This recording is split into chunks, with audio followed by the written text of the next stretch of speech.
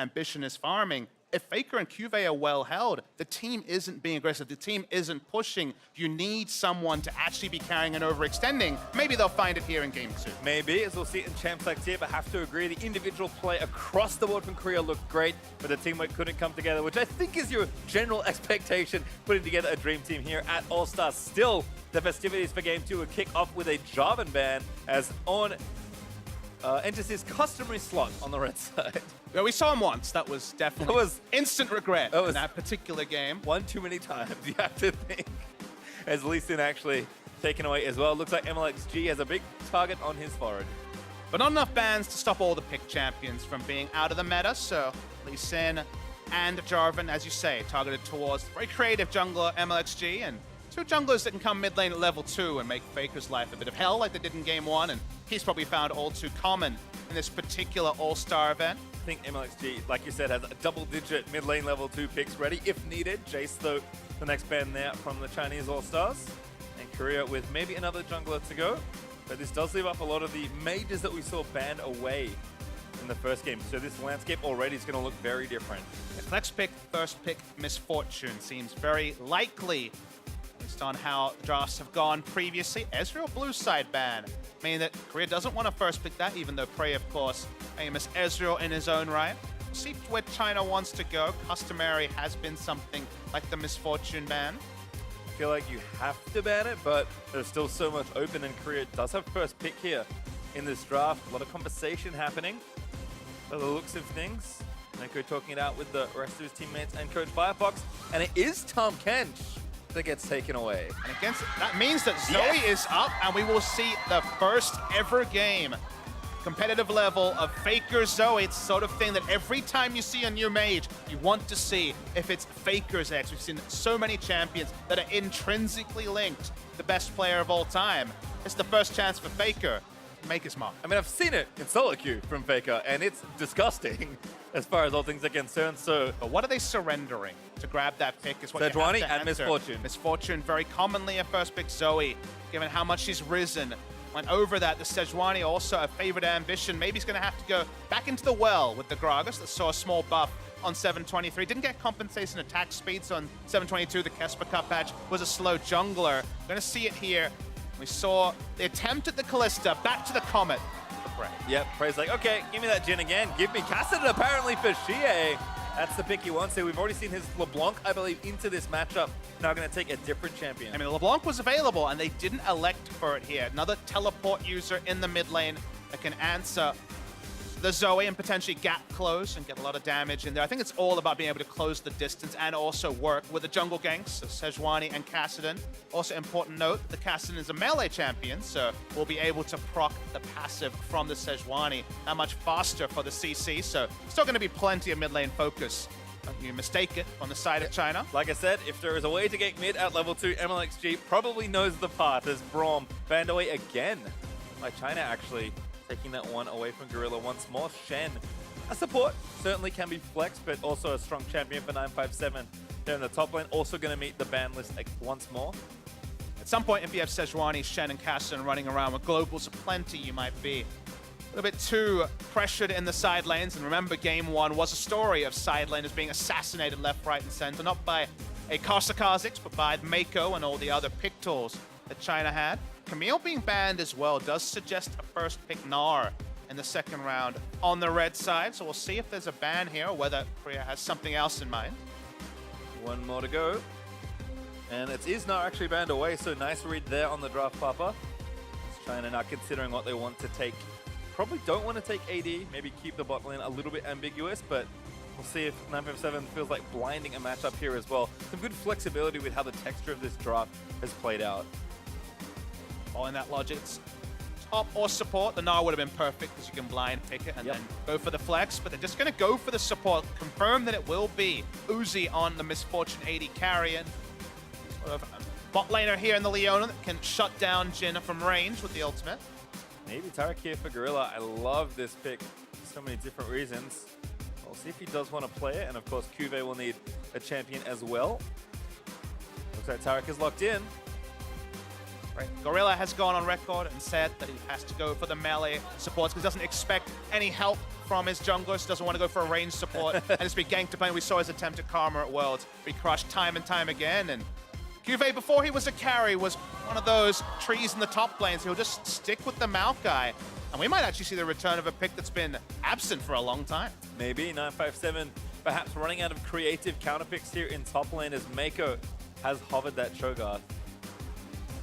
Very solid lane into the Maokai. Will just be a farm lane though, and it will be locked in. So first Cho'Gath of recent memory, first of All-Star, broken out in this game. So it's going to be a lot about Xie on this Kassadin. Already had a massive Kassadin game in the group stage a couple of days ago. And try and recreate that here. And post level 6, the ability to very instantly proc the permafrost from the Sejuani means that Faker's life gets no less tricky in this game. Certainly a shift though for both sides here. I think Faker set to carry a game if he can find an advantage. I want to note that Korea's lineup is very low on damage. It's pick damage only. Deletion from Zoe and Jin is a possibility, but I usually prefer something like Jin Azir, where you have a consistent damage mid laner to complement the burst that the Jin can put out. So certain timing, certain windows, 2 items, just like in the previous game, I think you can do a lot of work.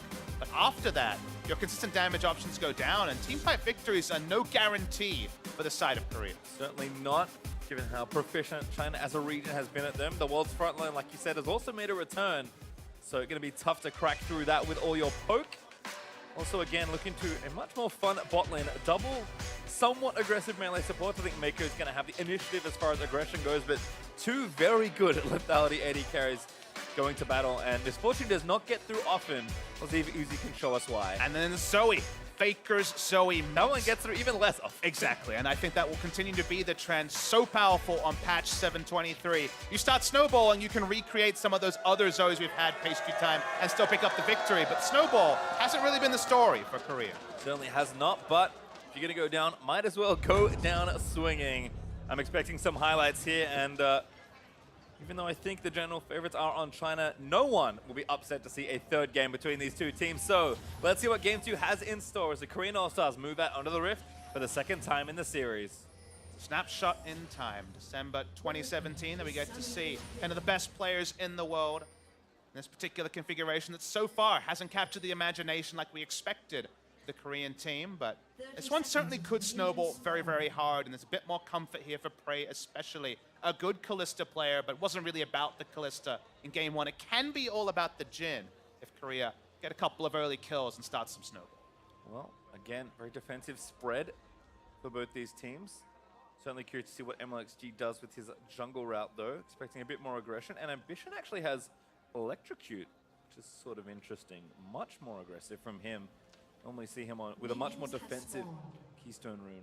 It's just reading the matchup and saying, okay, we do have some pushing lanes, we do have some decent spots to actually try to play aggressively. You almost never see Electrocute on the Gragas. Usually it's a Jarvan or a Rengar that's going to be running that particular mastery, but can proc it fairly easily. And it says to me that he wants to play on the front foot, which is something we're not often given from Ambition. It kind of goes up or down, and he's needed to be a big playmaker in the early game, because like we've said, it reaches a point where Korea tries to look for poke, look for a pick against 3 tanks in the front line. Leona, a tank in her own right, and Cho'Gath and Sejuani, super tanks. So you need to start early if you're Korea. Certainly do, and has started early with a fat leash with the full shot from Jen. Smiteless on there for Ambition, who's now stopping by at the Wolf Camp. Comets are plenty though.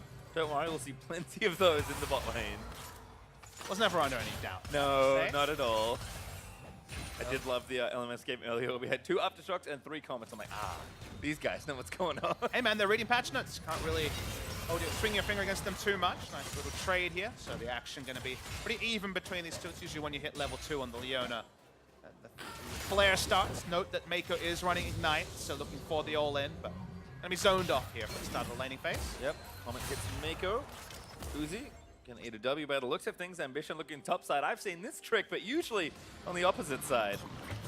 957 might have seen it too. Flashes out of the way, but still gets rooted. Ambition follows up, but that was actually a nice flash from 957. Not sure if there was complete synergy there between the 2 Samsung members. Cuvée invested his flash, and maybe that was just the thought that, okay, I'll flash first, you can hold your flash to afterwards, but the body slam is then on cooldown. doesn't mean it's going to run out of damage. They need to hit everything there and then electrocute proc and still get a bit lucky to take down a Cho'Gath, who is very, very tanky early in the game. So nothing gained there, and flash down on both top laners. Yep, Smite Battle won by Ambition. He was the one that had it, so not too difficult over the Scuttle Crab. And back here in the bot lane, there's a balloon and that melee minion, but I don't think Faker's going to make his way down there to get the summoner. Instead, it'll just represent some of the party attitude there in the 2v2s. MLXG is still suspicious of Ambition. Now going to know where he is. Blast Cone, yep, goodbye. Interrupted, so doesn't get the full disengage, but nothing going to be gained from that. Surprising everyone though, MLXG still checking the opposition jungler now in mid lane. Very unpredictable here. Teleport back to that mid.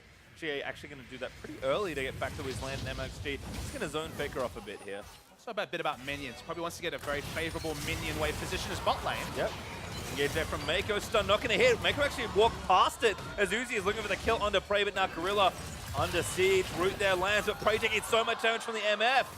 A one trade there. Nice engage from Mako. Yeah, Mako was able to maximize damage, even get some extra orders. No fervor of battle, Ignar style, of course, any longer, but hits everything, sidesteps the stun coming through there. Here we go. Whoa, another one there. Prey getting ignited. Dazzle's going to land, but first blood over to Uzi. Mako going to live under the turret as well. And Gorilla, he's going to get down the double up lands. The comet does not follow, but a great gank there by Sejuani. And Mako playing the game of chicken in this case. Korea pushed forward, said, "There's no way you're going to take us down. You're so low in health." Great synergy between Mako and MLXG. Not teammates usually, but on this day, very, very clean, and here we go. Trying to get it rolling in the bot lane. And where they want it as well, Uzi gonna collect that delicious extra gold.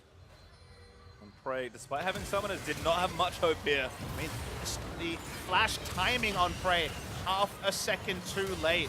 Really nice stuff there. Could have been less greedy with his flash, but waited to see the animation, got the bad news, and went down for first blood. Serrated Zerk up for Uzi as well, so well spent early gold that he was gifted as Faker has a Gunblade here in mid lane. Level 5 clears the caster creeps out from the back, and Xie, he's just backing off. Ruby Crystal, Null Magic Mantle does not want to be held down by this Zoe, and Faker has had a lot more pressure in this matchup. Just going to be running into the Lost Chapter, you'd imagine. It's a Sapphire Crystal. It's not the ideal first buy, but showing respect with the boots this early usually would be pushing towards something like an Amp Term. So just been a gold value thing. Talked about the ability to proc that passive fast if you get into melee range, and she almost at the level 6 mark to make that possible. Yep, should certainly make the lane a lot easier, and given the CS deficit is very small between these two, I think she is happy with how it's going. Gets Drowsy, buffers out there with a blink in front of a minion, but Faker there with a bit of AoE, able to still land it, dodges out from under the Force Pulse as well. I mean, of course he does. He's Faker. You can see there's a lot of options, though, when Cassidy is hit by the bubble, is able to buffer out his R. He also has a magic damage shield. Some trading topside. Cho'Gath usually does very well in this matchup, it should be noted. Definitely helps when you're up a level and have your ultimate, but not enough health down. Silence lands, but no follow-up from 957. Running a little low on mana at this stage. It's Cho'Gath, he'll be fine. Yeah, he will. SG jungling topside. Entertaining a dive, perhaps. Beast available, but for now, it's optimistic to make any more happen as Ambition gets the bad news. Yep, he's lost some camps and it's going to lose one more here. Although maybe not, actually, as a collapse happens. 957 out in the area. Ambition walks the wrong way to check it, though. Now level 5 for MLXG. QV, again, still a bit vulnerable. Has the ultimate, but damage back there from the sapling after the arcane smash is nice. MLXG, no chance there to really win, despite the 2v2. Return to normalcy in the laning phase, and nothing gained there on either side as we see the freeze, I should say, held in the bot lane for Prey as he comes back in.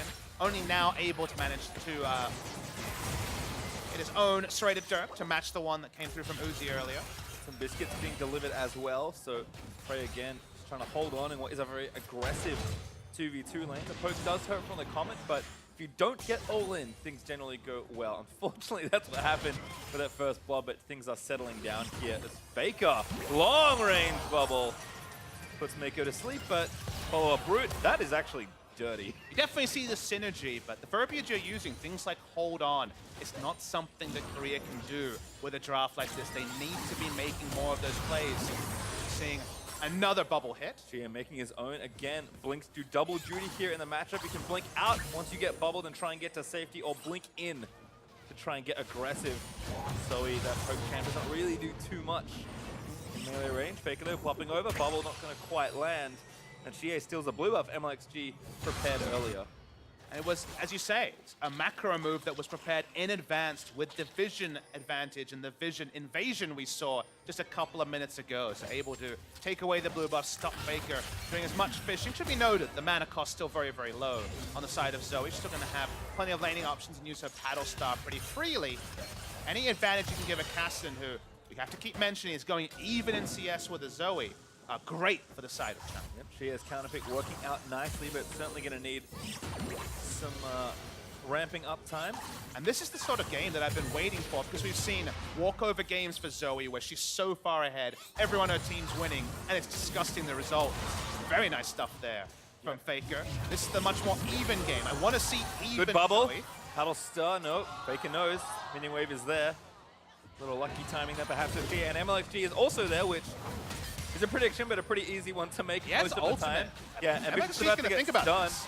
Might keep going. TP back in. Needs to buy a bit more time, but doesn't do. Oh, he does throw it. Forces the flash. Didn't want to trade flash. Didn't have his flash up. Importantly, you can see MLXG in that particular only just gets flash now. Thought he had enough damage. The extra passive procs you can get if you hold on to your spells and time them perfectly leads to more burst damage from a tank than you'd expect. That's the flash out of Ambition. It's more safety for his laners, so objective done for the side of MLXG. Certainly good. Even steals away another camp here, continuing to invade Ambition. Take away his jungle. Uzi currently alone in the bot lane. With Mako on her back, but ripping back down with Moby Boots shouldn't be too far away. There's no blue ward in the brush. It's a bit of a Schrodinger's Leona situation here, where no one wants to face check, so they can't necessarily push up and be too aggressive. Again, Uzi's landing phase going well. Got the first blood. 10 CS ahead here. Although, again, can't play up as much now with Mako back here. Also, with the ultimate ready for Leona, able to play a lot more aggressive. Comment there from Prey after the W, though, is nice. Moby Boots, even in lane, are actually pretty big for the Leona, because it means the Solar Flare positioning is going to be more reliable. It's going to be more on point. It can be behind the carry rather than max range from in a brush with no mobility. So happy times here for the China bot lane. I like the Merc Treads there from Xie, again, respecting there. Seeing a lot of confidence from the side of Uzi, which as a player we know, but maxing Q at the competitive level has been a bit dissenting. I was talking to Reckless, who was saying that trying to max Q and actually hit it reliably is so unlikely that you just go for E and hope for the comet pokes. But even against Prey and Gorilla, Uzi trusting in his own regard and going for the Q, and we saw two already on screen to get a bit of lane. It looks good when you land them. Bubble is wonderful from Faker, but again, another Rift Walk by Xie, able to get out while drowsy. I feel like I'm going to say that a lot, because that's kind of the matchup here, but Faker continuing to apply that pressure. Ghost's actually looking for a dive. Does he have friends? No, actually asleep now, but Xie has friends. Faker still trying to get out there, but going to get locked up. Portal jump now, back to the same spot. Xie! Rift Walks for the kill, and now hell is unleashed here in the bot lane, but Uzi's ulti a deterrent, but not much of one. Double up Lance, Comet going to follow.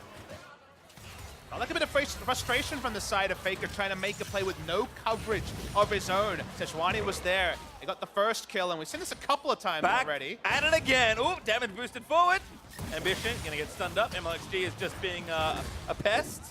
Might be more than that though, but Xie recalling instead of diving. MLXG even poking between two turrets. It's not often that the Guardian tank jungler is effectively turret diving the electrocute tank jungler. That's a bit of a head scratcher, but that's just MLXG things in this game too. Might even extend that to bot side here. This is a pretty cavalry 3v2. Mako finds a great op from Gorilla. Not going to die in the duration. They're going to have to wait it out. But again, MLXG is still unknowing. Gorilla burns a flash. Nails Prey with the ultimate there. And now the flash forward. MLXG gets a well-deserved kill. Ambition back to the bot side, but Uzi with MLXG body blocking flashes out of the way. Once again, we see so much proactivity from China. They knew that Gragas would be there second because he just chased him out of his own jungle. Moby Boots Leona closed the gap as well. He may be doing a lot of damage to 957, but I find it unlikely he'll be able to take him down. But it's so coordinated from China. These are the sort of things that show you the benefit of the boot camp of 2.5 weeks, because even though we said already it's two teams, it's three teams represented, two duos and the mid laner Faker, China are on point in ways that Korea can't match. And so smart here again. Just go for the 2v2. Forcing a flash at MLXG. I mean, MXG doesn't get involved early because he's waiting out the duration of the Cosmic Radiance. Whichever target he hits his ult on, he trusts the damage of his carries. Ambition is their second. Realistically, nothing he'll be able to do. And the advantages multiply for China. MLXG, though, protecting his teammate. Actually, watching that back, looks like Uzi didn't even need to flash, but did so just for some safety. Great play there overall. And a good bit of patience from MLXG. Nets him almost 2 kills there on the bot side as Uzi still ramping up. Ghostblade done. 3 kills to nothing there on the side of the Chinese All-Stars, and they're up 1,500 gold. And this is the team we say could afford to fall a little bit behind. Redemption in the mid lane there. I'm assuming that was Zoe's. MLXG was looking back in. GA still diving, a little out of mana though. And we'll call it off. Faker just missing the extension on that paddle star. Skill shot accuracy on the Trouble Bubble, certainly worth complimenting, but not in kill range in any of these moments. We are seeing what I was mentioning earlier, though. The more close in terms of levels and items Zoe is. Bot lane MLXG set up a tent a couple of times this game. Yep, back ready to go. Prey still with a flash. Use it in the dive. Died before it was relevant. MLXG is being patient, and this minion wave's coming. Cassidy coming down as well. And they're backing off. Could be 5 members. Ult here mostly for wave clear. They don't want to lose first turret of the game, but certainly no one in kill range for Prey. Yep, you can see all the block. Nice little scrum created there from Mako and MLXG. A rugby reference, I like it. A little root going to Mako, could be problems. Actually took turret. Uzi though! Oh my goodness, Gorilla dies. Prey dead as well to MLXG. Now he's going to be a kill, but Uzi actually gets rooted on the other side as Faker and Kube join in on the action. Damage still there as GA. Look for that reset at 957. Eats Ambition. And GA still chasing. Portal jump there from Faker trying to buy some time as he nails the bubble. Buffers through. Gets the kill, but Faker finds the assassination. And now it's Kube trying to fight Faker with no help. Does get the extra kill. Kube will grab it instead. But that was a great turnaround from Korea. Very aggressive move from China, but this time Korea is in position. When Cuvée teleports down, his bot lane is already dead. There was a double kill before the Cats even registered from the ultimate there from the Maokai. We're going to see the replay. China feels strong enough to turret dive because there's already 2 effective super tanks for the early game involved. By the time Cuvée comes in, you think it's too late, this can't work, but they get Misfortune under turret. She's dead, so that means that Cassidy's the only big damage dealer. This is some very nice skill shot accuracy for Fake. Yeah. Tracking it here, drowsy as he went in. We've seen a lot of buffered defensive use of the Riftwalk. This was actually a buffered offensive use. Leads to his own demise. They take down the Cho'Gath as well. Doesn't necessarily reset the game, but important kills for Korea. Certainly was, and that was not forced at all. There was an option to get out of the way after the first part of the dive went pretty well, but there was no going back after that. And a swap here from the duo is going to give them a turret trade. Teleport as well from Faker. Looks like he stole that one also. 957 in trouble, getting drowsy. Picked up there by the root into the stun, and I don't care how tank you are, you're not going to walk out of that CC chain. Prey finishes that off. Able to get the kill confirmation there. They're looking for a second turret as well. Now it's Korea trying to increase the pace of the game. That benefited China in game 1, and this game, with their comp, it benefits them. Ooh. Ambition. Here trying to block, but too much damage. Oh, the jump bullet, not enough. Great ult as well from MLXG to defend himself, but Kube finds a kill instead. Here now diving back in, but he's only got Kube as the closest target. Gotta be loss minimization from China. They're still looking for scraps, outnumbered against a comp that is hitting their 1 and 2 item power spikes. Youmuu's and Morellonomicon complete. They looked for a second turret there, did Korea. China thought they could head that off. They are able to, but an extra kill credit to the side of Korea. Yep, cost them a few more lives. Gold evens right back up after that from the Korean side. And in fact, Rift Herald will also go over MLXG being back in the base. So you have to think the expected value of that is 1 more turret with a bit more gold. And of course, that turret lead to themselves. Ambition going to finish that off, and it's time for a reset. A very productive 2 minutes or so.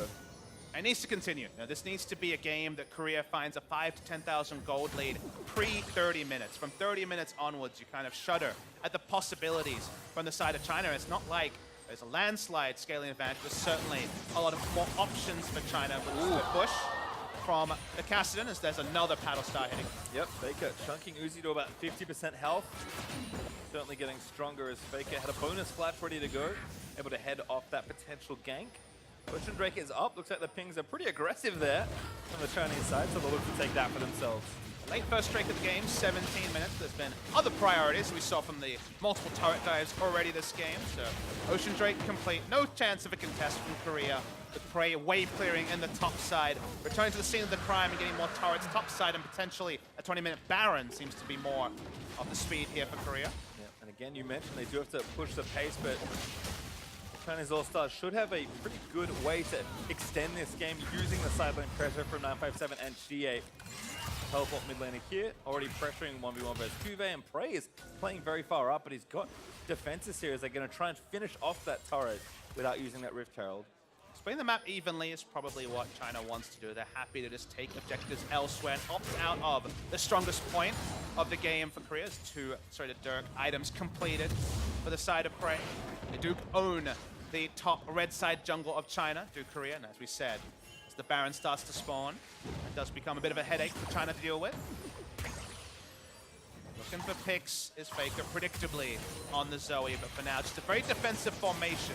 Yeah, got to break the game open a little bit more to try and get that snowball. Ultimate from Mako hits Ambition. And interrupts it. That wants one to go. Cuvée, they're wrapping around. That's going to be enough here. Uzi should fall in the front as Gorilla gets it. Stun there in onto Prey from MLXG. Nice ult, but a little late. Very lazy use of the Rift Herald. Gets it interrupted. It's still going to get the turret, but could have gotten more here had Korea if it was a bit safer from Ambition. So good knowledge by Mako, but it meant they didn't have the ultimate available. Uzi goes down, and they're looking for 2 turrets anyway. Nice time from Mako, but they are going to keep going here. Still Uzi down for 15 seconds. Waveclear not really there with a Kassadin. So Korea should be able to take this. Faker is just constantly throwing Paddle Stars into the middle of the map. And it is going to be 3 turrets to 1 now. If you ask Ambition, it was a bait. He'll say it was just a bait. They still got the 2 turrets. Nothing ventured, nothing gained. But apart from that, Korea get the advantage they're looking for. 2 turrets in the mid lane. Suddenly now, even with a fairly slow Baron team, at the end of the day, it's not an auto-attack AD carry with a Blade of the Ruin King. It's not as much consistent damage in the mid lane. Baron threat starts to extend with such long lanes in top and mid lane. As we know, when you're channeling the Rift Herald, you can be cancelled by any form of CC. With Cuvée with the nice flank, something he had to give. Uzi goes down, and on the back end, 2 turrets is a nice win for Korea. Certainly is. Now Faker actually popping up to this side lane should be able to smash this minion wave down pretty quickly as a Protobot on the ground to pick up if he wants it. We'll just have to see exactly what he opts for. Again, just clearing this out, getting that pressure down, burns the free flash and picks up the belt. I'm never going to not first fail flash or fat finger flash before I realize that it's just Zoe using her extra flash. I did learn recently that the game actually protects you from messing up if you have 2 flashes. If you have a flash stored and you hit D, which is my flash key, and that should be everyone's flash key, you use your stored flash, not your actual flash. So the game even protects you from being silly. I always appreciate a little bit of extra insurance to not go for the fail flash. That's good to know, patient time. There you go. That's my fun Zoe fact of the day. As Infernal Drake is the next one. Maybe China can find something there as they look to push this game later and later. And the gold lead again, certainly not untenable. Less than 2,000 gold between the 2 squads. Kassadin now with a Lich Bane scaling up.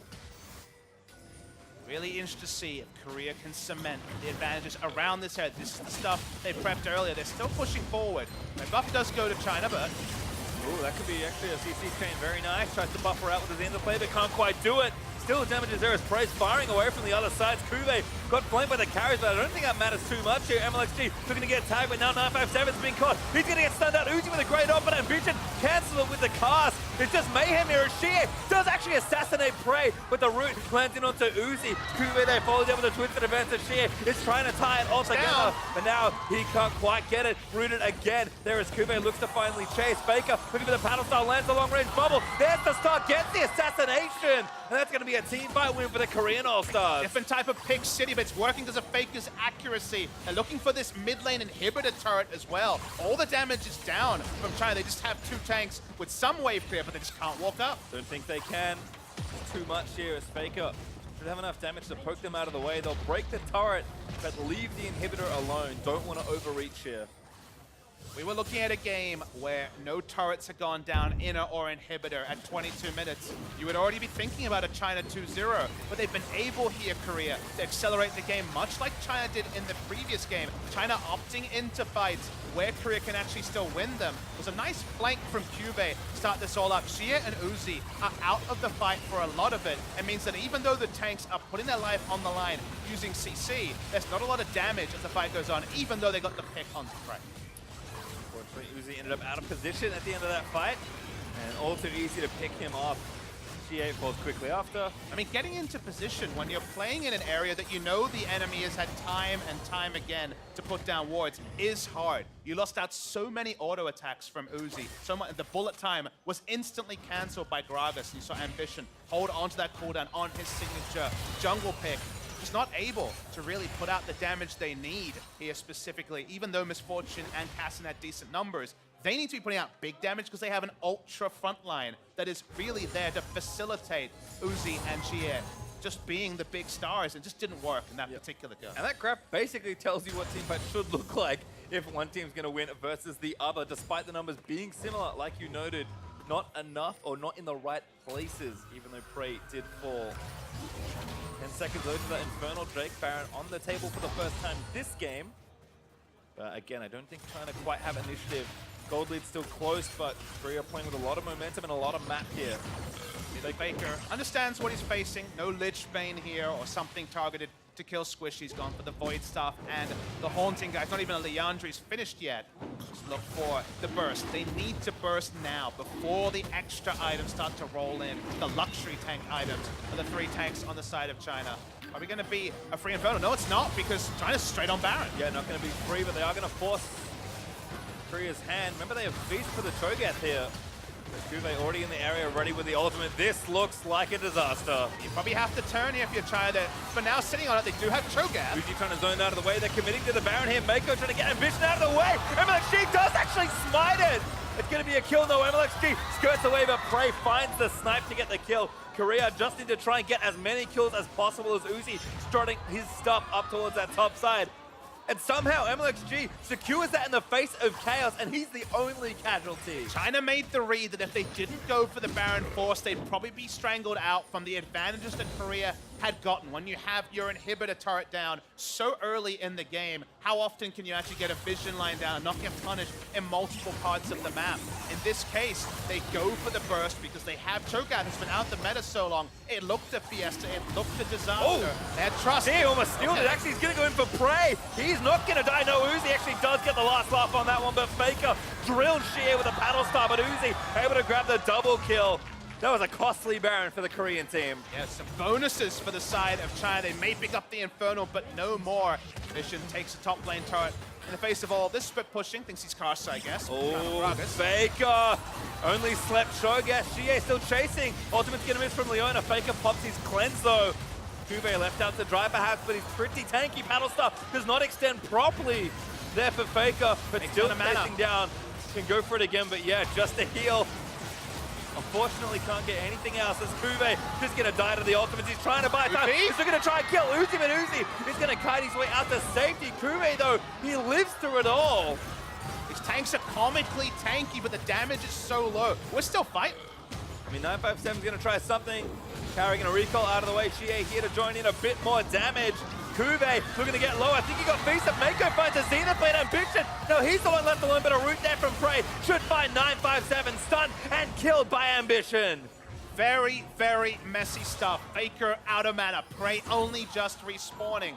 For another pick, but uses last bit of mana on a paddle star. They desperately need to recall. That extended so long that the respawns, they were fighting on the side of Korea, so it was going to make sense they would finally be there. Still largely ends up being trades. Their overall, the Baron buff duration, you have to mention though, was worn down over the course of that. Yep, only a minute 20 left as the trend of junglers taking top lane turrets continues. MLXG able to return in kind, taking that out of there in top, and Uzi able to answer in mid for his team. So the turret score getting a little more even. Finally, the map is opened up for them. And they're perhaps their next opportunity. They're ahead in goal ever so slightly, and You said 30 minutes is where you want to look for that kind of 5,000 gold lead on the Korean side. We're 2.5 minutes away and we haven't got there yet. And that's why my instinct suggests that Xie having the option of being a side lane Kassadin and teleporting in will be trumps. Because even though we talk about there being more consistent damage on the side of China, it's not massive. Misfortune largely about bullet time, especially with the build and the current meta. It's still burst on both sides, as the Littering Dustin shows us. Ooh. There's some more burst. Good bit of poke, but now the hard engage coming in from China 957. Just throws out a bunch of spells, doesn't grab them. Bubble angle not there for Xie, and everything dissipates for now. Turret's not that easy for China to pick up 5v5. Only Misfortune is a ranged auto attacker, so short of a pick, they kind of have to push in lanes, play the side lanes, and then reevaluate their options here. They don't have a Baron to return to. That, of course, will spawn in a couple of minutes' time. So just go back to the side lanes, take a deep breath. The next big pick here, which leads to the next Baron. I think the next Baron really will be the sealer on the momentum game of what is now the mid-game truly here in Game 2 of this series.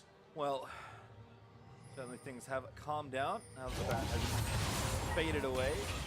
Having a quick check in on inventory. Certainly tanks starting to get a little bulky. MLXG with the Warmugs. Their Uzi also able to fell just about any opponent with maximum lethality / armor pen built in now that he's finished Lord Dominic's regards. So certainly getting there. Faker also building his next major item. Looks like Leandri's getting skipped, at least for now. Definitely wanted that early penetration just to try and be as threatening as possible with all that poke. Team fights have been very, very chaotic. It is weird to see tanks and, like, I guess, a regular team fighting comp from China versus 2 poke champions for your carries and some tanks and a Taric. Exactly, that's why they're surreal. It's very hard to track the extended fights because it's delayed for so many different reasons. Tanks can just pop out, get some Warmog's health back, come back in. The damage dealers are running out of mana. That's how comically long the fights are going. To me, the only real differentiator is that Cuvée has the ability to teleport easier. Is okay mid lane. Gorilla not going to go down here. Actually pretty healthy as he heals himself back up. Now going to pop that Cosmic Radiance. Ends up being a bit of a waste. China though looking to re-engage. Ambition going to get tagged. 957 looking. Oh, Faker portal jump, but he gets away. Now rooted up. Stun's going to land in from that Dazzle. Faker still poking 957. Jin ultimately going to let it rip. Mako going to tank what he can. Cuvée though with a great flank, zooming in forward. Mako trying to tie them up on the other side of Xie. He's so late to this fight, but Uzi lets it go with the bullet time. So much damage as prey. So low, Faker still lives, but Cuvée, he's left out to dry. Interrupt there from Mako on the ultimate from Jin. Wasn't able to put out damage. Misfortune got the maximum. They finally want this turret, but it's still not trivial. Faker again still here. The damage dealer's alive, looking for the bubble angles. Makes MLXG drowsy, but 957 going to silence any follow-up. Root there lands. Faker trying to follow in, but can't quite get there. Uzi still threatening as well. A 2-for-1 is still not good enough for China to even take an inner turret, let alone an inhibitor turret or an inhibitor. They'll back away. Baron is an easier objective for them to pick up, but they're only inching forward with team fight victories. They're not getting the famous pick into objective. They're just being able to pick up gold. Gonna see the replay here. Mako the real star. You see the setup from Bray. He's still got tanks in front of him. He should be so safe when he opens up, but Mako walks past damage, interrupts him. No such interrupt for Uzi this time. And again, ties the rest of it together. Just a great run from 957, and Uzi knows that's the go button. He's under no threat. He's able to open up and put out damage, but the 2-for-1 doesn't mean that the inner turret goes down because it is such a melee-focused comp. So we get to back away, and we're still no closer to knowing who steps away with the victory. Oh, another fight's going to brew, though. Ultimately going to miss from MLXG. Root there onto Xie, but he'll be safe. 957. Oh, that was a teleport somewhere. He cancelled. Ah. Okay, that cooldown's gone real quickly. I think Cosmic Insight might have something to say about that one. But it looks like Korea with the Baron up, going to go straight to it. This is the play they couldn't quite find the first time around. By the mini-map, I guess Misfortune is trying to take down the Ocean Drake in all of this. Ooh, MLXG going to pop away. There's the Drake, 957 with a feast. Able to do with that pretty comfortably, and now it's just a lopsided map here as far as where the objectives you want are. And remember, mid-inhib is still open on the Chinese All-Star side, so if something goes wrong, it's probably going to go wrong real quick. We could have ourselves a Game 3, but the tenacity of this All-Star team to hold on to what's been a really tough game to try and crack team fights in is impressive, but Korea still have a strong foothold in this one, and currently they are the ones around the Baron area. But China now with 2 Ocean Drakes puts the game in kind of a peculiar situation. Team fights certainly haven't been quick-paced time. They've been very extended. With double Warmogs and double Ocean, really to turn around and sustain after burst trade is massive. As RC Bubble does hit on Szechuan. It's spoken up. Too many tanks. Looks like Xie is going to try and make something happen. Something ready to snipe. Good cask again. Emelec G already too low as Mako. Going to get rooted on the other side. A snipe from Prey finds Emelec G. And that's going to be it for that team fight. That does mean the smite is down. They're going to turn onto Baron. Cho'Gath has Flash and Feast available, but certainly not a reliable pickup. Feels like Korea want one more pick, and then they'll start the Baron. Well, see what pressure can happen, but Xie could not find any way into that fight. Baron speed, not something to really write home about for Korea. Expecting there to be a bit of a turn. Baron at 8,000. Yep. Need to peek in there, though. Oh, they pull off, looking for a pick. And find one. Mako tries his hand to play it away. Xie moves in, but he's got no squidgy to try and assault Uzi. Back in though. No ulti ready for the MF, but that's already another kill for Frey. Mako falls down. 957 defensive flash to get away. And Faker's still going to chase. He's got so many flashes. 957 just has nowhere to run. And Faker on a rampage gets the next kill. Looking for Uzi, doesn't quite extend with the bubble over the bit of terrain. Uzi though on the wrong side. There when he's doing it. Oh my goodness, Uzi almost gets popped. She is going to go down to Faker, and Uzi cannot run from the free flash. Faker just going to chase him down. Faker is running away with this game with the Zoe. We wondered in a more close game, what would Zoe show us? 6-1 and 6. Faker being the difference in these fights. Just like Misfortune couldn't be shut down 2 fights ago, this time the Zoe got to hop, skip, and jump with flashes aplenty. The kills followed through, and maybe finally it'll be the Baron. And all without a lit fin. Faker playing what you might deem fair Zoe here in this game, but immaculate set of team fights there from him, and Korea will claim Baron in this game. I shake my head pastry time because it feels like Zoe is doing Kassadin better than Kassadin himself is able to pull off, because otherwise the supporting cast around them is very, very similar.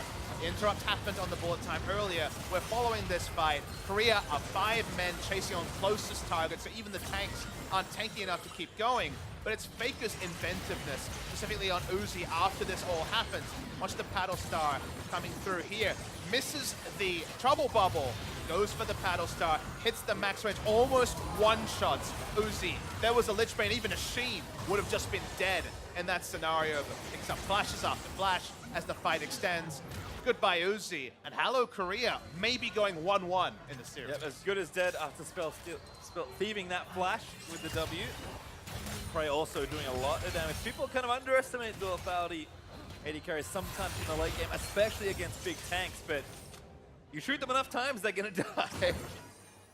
That probably applies to most. Yes, well, that's level 1. Because again, Faker, long range bubbles through terrain. Just poking. Looks like he's got the paddle ports down as well. But just like Korea have not been able to return to mid lane, we were talking about China's inability to return to the chunk turret in mid lane. It's been very difficult for both teams to actually cement objectives with the maximum, which does represent inhibitors, inhibitor turret. The inhibitor turret was getting so much earlier by Korea in that mid lane. Seeing them try to take down all the inner turrets, that's at least the medium level objective here for Korea. Again, it may be more unconventional carries here for Korea as far as their team comps go, but the reality is, in a team fight, you want to win hard, you have to kill carries no matter what. We've really only seen tanks go down, with the exception of that last fight that led to that Baron for the Korean All-Star team. So you're kind of going to have to play defense for a minute 30. And again, Waveclear not on the strong side here. Xie not even there trying to take down the minis. He's going to leave that to Uzi and 957 and look for a flank. Bay is not there, but has teleport up, of course. Working in the top side for now. Faker playing with fire, doesn't have Zonia, so every time he pops in, can be CC'd. Oh, another one going through. Looks like Mako trying to find it. Xie does have Zonias this time, but nothing to really find there. And again, the poke continues. Not able to draw out the teleport either. Haven't seen a big chunk, and 957 in the back way with Warmogs. Faker makes a big play there, flashing forward actually. Burnsy's real flush for that. Really going to get stunned up on the front side as a silence lands in. Double rupture's not bad, but Prey, he's ready with his ultimate. Going to try and knock some tanks down. Everyone just guarding 957. Mako eats the last hit, and it's not pretty. Just want to find some free time with either of the inhibitor turrets. Maokai still hasn't teleported. He's still not there. He's going to finally start hitting the top lane turret. Enough people have had to recall. Couple of shots and this turret's dead. Just short on that paddle stuff of Faker to try and hit MLXG after that CC chain. Again, another Drowsy. Stuns are easy after that point. Mako locked up for a little too long. Cosmic Radiant's going to extend the team fight easily for Korea. Cuvée now walking with a long-range ultimate. Gonna try and get the ultimate flank happening. It's gonna roll on over. Uzi doesn't quite get tagged with the inhibitor. Also dying in and amongst the mess. It does fall. And Cuvée maybe a little too far forward. Korea don't want to lose too much on the rest of this play. Redemption though, is gonna reset things. The fight still going here as Mako barely gonna live. Another great interrupt. Uzi just can't catch a break. And Prey moving forward, trying for 957. The root is gonna get down. His ambition to kill is the kill. And slowly but surely, Korea are grinding through this front line. Really feels like the tortoise and the tortoise. No hair in this game, pastry time. Everything is slow and steady. They can't return to the mid lane inhibitor they set up earlier. They do take the one in the bot side. They back away. Korea's one team fight away from closing the game. And again, we identified level 1. Shoot them enough times and they will die, even if it takes a long time with tanks. Well, when you have most of the CC available to you, it is a lot easier to get more of those shots off. Korea, a long extended fight, finally slay the beast in 957, and they will be rewarded with the inhibitor bot side and the Elder Dragon. With 40 minutes on the timer or so, we've been able to come to some other conclusions. Zoe's consistent damage may not be as here, but it's been enough to carry what usually is expected to be a 2-burst threat comp on the side of Korea. It's been really well executed by Faker. Zoe living up to the billing.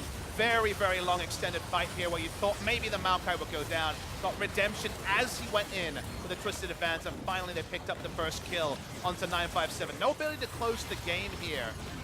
That was the truth. This is Zoe stronger than expected. That was surprising given that we already had her right up the top. The other thing we've learned is that when Korea are playing proactive comps, you see a very different story. Reactive in the previous game, reactive against the LMS, eventually bowled over. In a game like this where they've tried to be proactive, Electrocute Gragas told you that they were thinking early game aggression. It's been a different story for them. It really hasn't. It must be tough for China because with a Castle they still can't kill these carries. Big flank from MLXG though. This be spotted just about now. Oh, Uzi also got chunked out. In fact, he might just be dead here. Everyone blocking. She even Riftwalk to protect his teammate. Needs to run away. Gonna make it back to the fountain out of the cone, but that will concede this mid inhib. And that's fine. 3 inhibitors down. Cuvée took the top one earlier, so 3 inhibitors means ultimate turret defense here for China. The Baron spawns in a minute 20. No real way for them to contest it. They would love to close the game now if they can. MLXG is still on his mission, by the way. Still running through mid lane, looking to clamp this over. Xie also made it through. Again, need to get to those carries. Faker and Frey must die. He's gonna try and win a team fight. Grinding through this is not gonna work by the looks of things. Faker has a locket, by the way. That's pretty good in this last little push. Just so he thinks. Just so he thinks. Because again, just waiting for the minions to do the work for them. Elder Dragon buff still there for a little while longer.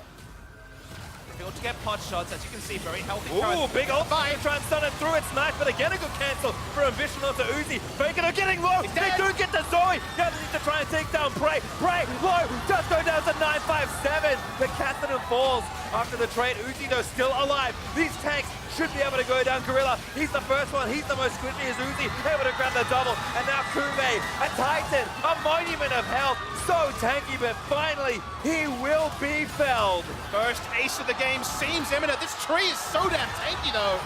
I said he'd die. I didn't say how long it was going to take. There's the ace from MLXG. China with a miracle defense. Found just about the sharpest axe to chop down the tree, but everyone going down early in the fight. This actually wasn't a teleport flank from Xie. He just went for a walk, realized that it was now or never.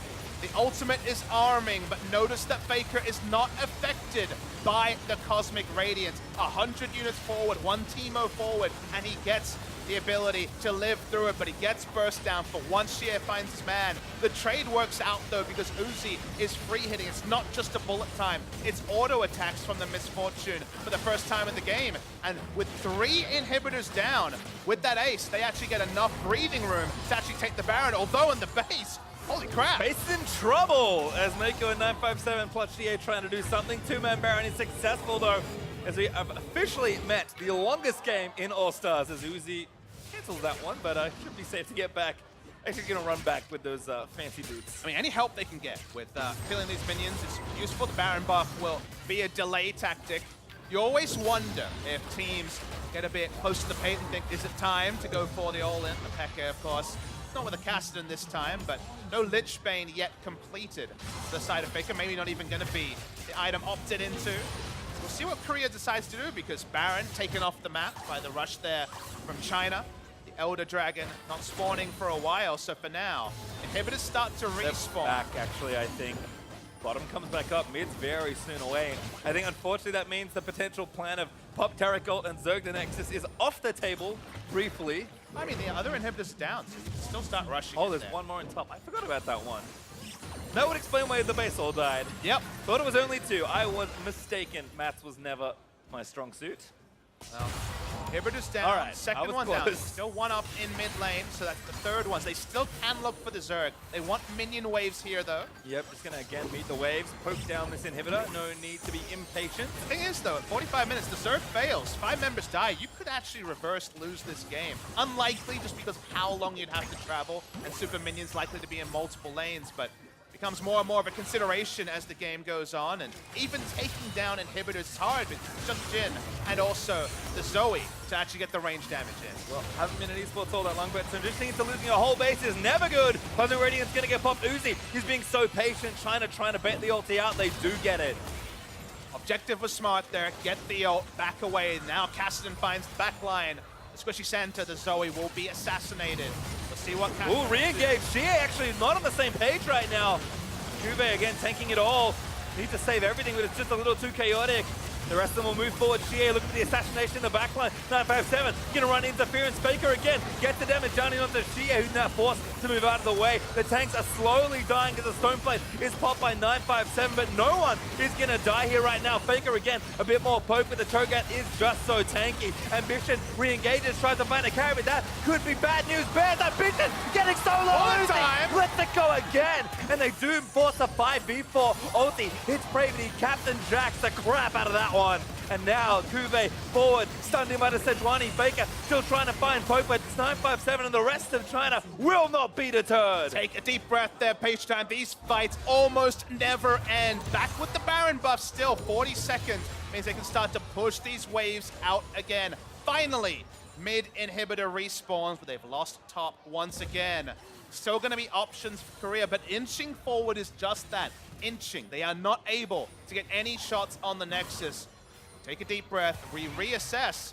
Korea looking for this 5v5 is not reliable when it's in the base, when the terrain does suit the defending team. Not a whole lot of downtime though, as Baron is back up in not quite 10 seconds. Recall's being channeled by the Korean All-Star. Could open a window, but barely any vision for either team on the map right now. And I just love the kind of hushed murmur of the crowd trying to really understand who really is in the driver's seat. If you look at the map, you think, yep, definitely Korea. They've got the inhibitors down. And you can't fully disagree with that point, but they are really struggling to find any sort of large advantage in the base. It's almost like they need the enemy to come and contest a Baron, an Elder Dragon, actually have flank routes exist for QV to get into the backline. Because backline access in the base, it's almost impossible. Sidewave's also looking good, at least for now. Looks like Engage is going to be found. MLXG going to try and find something. Tanks getting kind of caught up in the top side, and Ambition is so low. Shit! Finds the assassination. Uzi! It's going to let it rip one more time. Can't cancel with no cast. Cosmic Radiance used there by Gorilla, but again, another 5v4 with Ambition. Dead Faker almost one-shots Uzi is great. He's trying to find a bit. Xie is going to force him away. And again, we re-engage. Defensive Sejol. Remember, you don't want to chase China because the Warmogs and double Ocean Drake means they can turn around deceptively. Sure, Uzi out of the fight, but the tanks will be able to regen so insanely fast. What looks like a massive health bar advantage is very quickly eroded. And start walking around towards the spawn. Still 2 minutes till Elder Dragon comes. So that's what has happened kind of comically this series. One kill doesn't lead to much, but what I want to talk about is who the kill is on, because Ambition's job in fights is to kind of walk around and be tanky and interrupt bullet time. If they take him down, the bullet time will be uninterrupted. There's no one else who realistically can put a stop to that ability. Certainly not safely. His ambition is back in business here. Death time is getting long as the longest game in All-Stars continues to get longer. Each time I thought we were done with stone plates. We have 3 in this game, which makes sense again given the level of burst on both sides. No Lich Bane in the final items here, as a Banshee Veil is picked up by Faker just to be more respectful. The chance of Kassadin getting into the backline, the extra health and magic resist alongside the spell shield is important. And you can see that it's definitely hurting Faker's ability to hurt these tanks with all these items built up now. Okay, goodbye, Blue Buff. Well, I'll miss you. That's 6-item Kassadin for you. Imagine if that was Prey or Faker. How quickly the game would end. I think the Chinese fans are thinking exactly the same thing, Pastry Time. And you can see the total damage, but Faker is truly overperforming as far as damage numbers go. And while there's been points where we've compared Zoe to Kassadin, it comes much more to ranged versus melee. Even though they have similar roles, you poke, you throw down a paddle star, you're not committing to it. Kassadin has to choose his spots, and it's been a lot of times where he's come in, seen his Cosmic Radiance, and like, well, I kind of did my job, I got a cooldown out, I'm not going to do any damage through this fight. So the damage numbers are naturally going to be high for a long-range poke champion. Yeah, Kassadin's job has been made very difficult with the way Korea has approached these team fights. But again, trying to look at a kind of sidle up some engage here. Hib is not quite back in topside yet, but Minion Wave's pushed out, so they have a bit of time to fish around for a pick. Faker again just poking. Look for those key targets. Sleep on a 957, great poke. And now 957 needs to be right in the back of the fight, combat, waiting for warm-ups. Exactly. So now he's no longer someone who can pick up this bubble easily. Not going to take too long though. Mako, they're stunned up. Looks like a root, the Chie pops the Zhonya's. But he's going to be in one Re-engage spot. Brand, Faker got stuck. Cosmic Radiance going to try and save the ball. Ball time from Uzi gets immune practically. And now Faker bounces back in. Chie chunked out so low, but the tanks are just fighting each other. Faker looking for the flex on the other side. Chie actually recalls. This means it's a 5v4 as Prey. Does he? Forward. Chie looking to save the day. Play not going to find it though. No one dead just yet. They got Faker! Takes down Faker! And that might be enough. Knockup lands. Uzi takes down Gorilla and Prey. They're going to get chased down and killed. Everyone's going to go down here. Carries die on the Korean side. And that should be it. Kube is going to fall, and that's an ace so late into this game. That means so with these long death timers, it might have to be the 2-0. Someone needs to answer these minions. Minions going back 957 and Mako forced They might just win it. The minions, Look at oh my the god, health it's so on much damage. I don't think they can do it. They've got no carries. They stunned them down. up, but that's it. Everybody dead, and the game goes to Korea. My goodness. Goes to the minions, Pastry Time. The Winions this time. Winions is said sometimes with a bit of a wink and a nod. This time, oh so clear. No way to answer. First thought was, those are long death timers. Let's try and end the game ourselves. The minions had different ideas. It might be All-Star, but suddenly we are finally poised. Just a best of one to end the series. Korea shakes their head. They realize they got over the line, but it was by the deftest of margins. That's got to be some sort of achievement. Win a game at All-Stars while all of your team is dead. Well, achievement unlocked for the Korean side. The 6th man, sometimes it's the fans. This time it's the minions. So minions not dead. Everyone bemused on the side of China. Not really sure what to make of it. They thought finally they'd done it. Finally, they've been able to put the nail in the coffin after what? 8, 9 fights that didn't really have a clear victor. The victor seemed clear. It seemed like Korea, but once again in this crazy topsy-turvy game, we were wrong. I was checking that inhibitor timer. That cannot have been like an obvious thing that was going to happen. That was probably one of the thinnest windows you'll ever see. Actually, I don't even know if that. I guess that it had to be dead still, even if the Super Mini came after. There was that chance for the invulnerability right at the second to just once again make it a crazy day. But man, Super Tanks versus Burst meant we had some long fights. Turns out long fights mean the minions get more chance to work their magic. Also means you need some extra water bottles, time, because that was some play-by-play endurance required. Running low. It's a graveyard of water bottles here. Yeah, you guys can't see this over here or under here, but yeah, trust me, that's plastic dying everywhere. Thank you, sir. Much appreciated here. To hear more about how Korea tied the series, though, let's send it over to the analyst desk. Thank you very much, Pastry Time. Drink that water up. You got one more game to go. But Korea can thank the Winions for that victory, getting ace and getting the victory at the same time. I'm actually not sure if I've ever seen that in competitive play, winning while aced? Probably not. That must be the first time. It might be the when first you were time We we did it! won We all died! while fully aced, right? I don't know. We'd have to go back and check the tapes, but it definitely looked to be that way. Let's work our way through this game though, because it was obviously our longest game of All-Stars, perhaps our most competitive game of All-Stars, and ultimately Korea pushes us to a third game. So we're going to see the rematch in just a moment. Yeah, so the first thing that I want to start with is Zoe. I think that's what we have to put a magnifying glass on. Like, how did Korea, because the beginning of that game was really dominated by China, and then it was, maybe an overextension here and there, and suddenly Faker is Definitely an massive. overextension. Definitely an overextension, sorry. And then suddenly Faker is massive on Zoe, and I want to look back at the tournament and kind of think about all the different champions that we've seen taken into Zoe. So there's been 3 of them. There was Taliyah, LeBlanc, and Cassidy. Now, 2 of those were by CA, so you can understand, the LPL maybe leaving Zoe open, feeling confident that they had some sort of answer there, and they've all been very different. Taliyah was about just shoving Zoe in. She doesn't have the greatest wave clear. It was Faker who played the Taliyah, and it's kind of like a strategy counter, like Zoe sits in lane, Taliyah roams. Unfortunately, didn't really work out for him. LeBlanc was able to maneuver around a lot of Zoe's skill shots, and Cassidy was doing effectively the same thing, rift walking backwards anytime that bubble connected. So I like the different diversity in trying to find an answer. And as you mentioned, China getting, the advantages rather in their favor early in the game, but there were those overextensions. And the one in particular I want to take a look at happened in the bot lane around 13 minutes into the game. A dive executed from China. Looks good at first. Will end up coming back to bite them. Yeah, this was actually a huge problem for them after they actually did so many good things, and it was kind of sad to see them then give a chance for Faker to carry, because this is a fine start. There's a TP coming in, but they're ready. They're taking this fight, and they get an early kill, great ulti from Uzi, and at this point we're like, great, they're going to snowball the game, take tower, and it's done, and then Faker shows up. Yeah, exactly. I mean, even after this part too, because they're going to be able to get the last kill here on Nagragas, but then it's their choice. This is a China choice, and Xie, the man that you're highlighting here, Frost, with the counter pick Cassidy that he's trying to show off, does not account for the extra move there from Faker. Dives the turret into 2 champions that both have CC.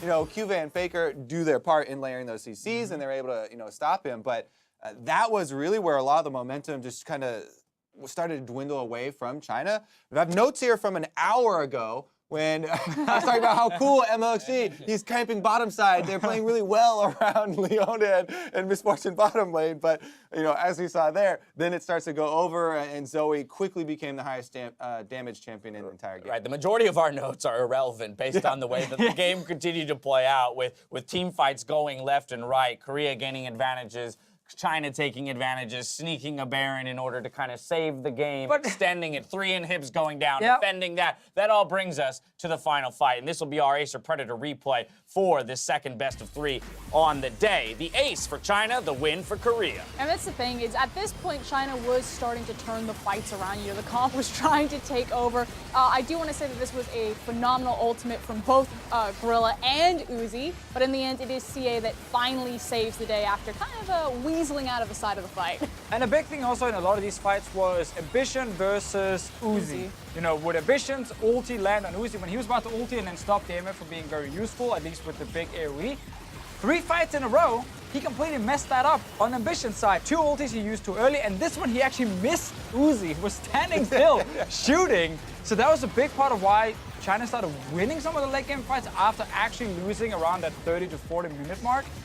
Doesn't matter though, I guess, if you got the super minions in the top lane. Yeah, I will say that those fights were incredibly fun to watch, because you could pick a single player and have a completely different experience over that 30 to 1 minute long team fight, honestly. But here we go is the final recalls where they realize the super minion on the Nexus, he has nothing to teleport back to. Everyone's Look like, at the gold graph no! as well. Like, it's crazy to see how this game was a complete roller coaster. And there was actually a moment when China was ahead, and we were discussing here backstage about, like, is this it?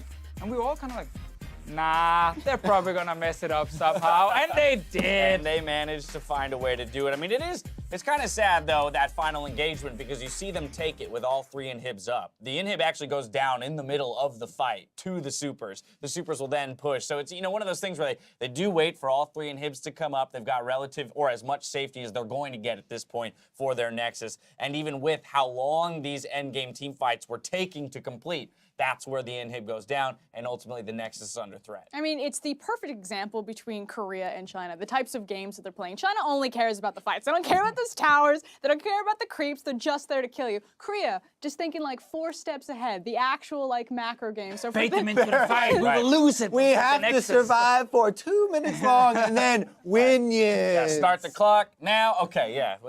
3 more seconds, guys. Hold out. Well, there you have it. China's going to move back over to blue side for game 3. How do they lock this down? How do they take the win over Korea? So big advantage is, of course, they're on the blue side. They had the priority pick, which means that the onus isn't on them to ban Zoe unless CI cannot play it. So number 1, Zoe was a big question mark on that game, and hopefully it won't be another one in game 3. Game 1, they had a lot of success with the Malzahar, even the Annie top lane. While it wasn't like fantastic on its own, it did add a lot of value in terms of like point-and-click engages. I think that is going to be an important thing if they want to like punish Korea in the early to mid game. But we just saw them also play the late game team fight, so I don't think there is a specific draft they have to go for. They just got to make less mistakes than we saw in this game here. Exactly, and I like that you bring up the Malzahar, because that was, again, piloted by Xie, and there was a big difference between game number 1 and game number 2 for me when I was tracking this player. So a lot of it is going to be due to his performance in this next coming game, because MLXG and the rest of the bottom lane as well with Uzi are performing really well. The advantages have been there. Clean up the mistakes so you don't throw them away. This series is all tied up. Meet us back here for game 3 after the break to see if China or Korea take the match. Don't touch that browser.